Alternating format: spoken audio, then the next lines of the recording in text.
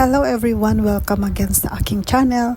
Magluto tayo ng dalawang klaseng pagluluto ng instant ramen kasi pag natatakam kaming kumain ng ramen, ako na lang ang nagluluto dito sa bahay.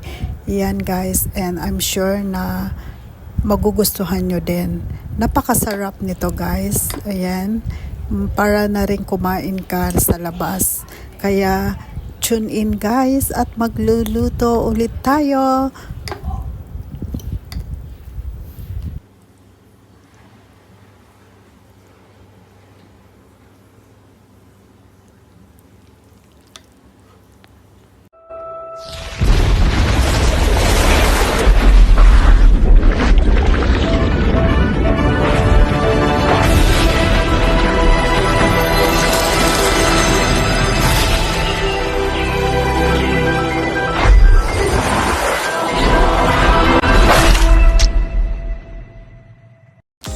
So ito guys ang ating gagamitin na karne at ayan din ang ating instant ramen. Ayan guys. Good for 2 itong isang pack na ito guys. Napakasarap nito para ka na rin kumain sa labas.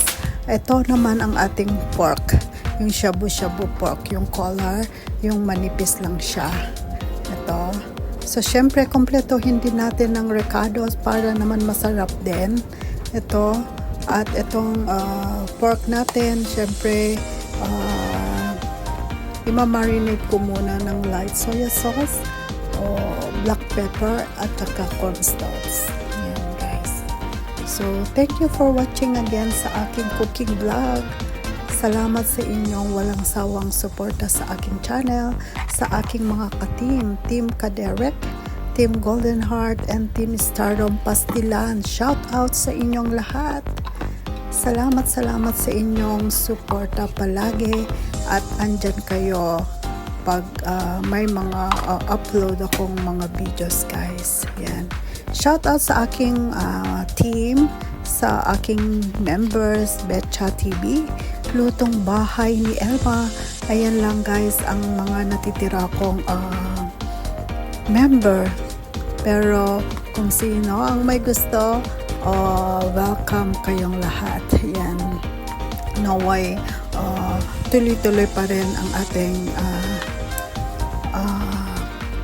YouTube community guys. Yung suportahan natin sa bawat isa. Yan. Nagpakulo na ako ng tubig. Yan. Para magluto na tayo ng ating instant ramen. Pagkakain tayo kasi sa labas nito guys, napakamahal. Biro mo like 400 pesos parang ganun or 600 per serving, diba? Pwede rin once in a while pero hindi palagi kasi mabubutasan tayo sa bulsa. Yan. So, ganito na lang ang ginagawa ko. Ito minsan nilulutuan ko ang aking mga alaga. So, bobol pa tayo ng egg, parang onsen egg para itatoppings natin mamaya sa ating naluto. Ito naman, magpe-prepare tayo ng spring onion para pang-garnish natin mamaya sa ating noodles. Napakadali na to guys. Ayan, napakadaling i-prepare. Siyempre, kung hindi tayo nakapamalengke, pwede na tayong kumain ng ganito. Sa kanila guys ay pwede ng lunch or dinner. Pero sa atin minsan pwede rin parang merienda or snack. Pero dito hindi sila masyadong nag-i-snack ng heavy food guys. Ayan. Tayo lang mga Pilipino ang mahilig kumain ng kumain. Ayan. Pero yan kasi yung iba-iba kasi tayo ng culture. So ayan guys, ilagay na natin ang mga seasoning. Yan, talagang parang ramen din guys. Ito. Parang ramen sa restaurant. So ilagay ko na ang ating mga sauce. Ito, seasoning para pakuluan din natin. Iba't ibang paraan ang pagluluto natin. Pero ganito ang way ng aking pag-prepare. Yan guys. So pagkatapos nating nailagay ang ating mga seasoning, yan, pwede na rin nating ilagay ang ating meat, ang ating pork color shabu-shabu kanina. Yan, para maluto din.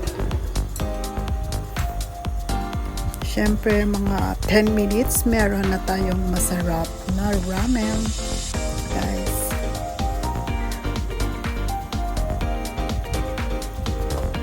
Salamat sa inyong lahat, guys. Salamat sa aking mga friends and subscribers dyan na bumabalik-balik pa rin na nakikipanood sa aking mga ina-upload na videos.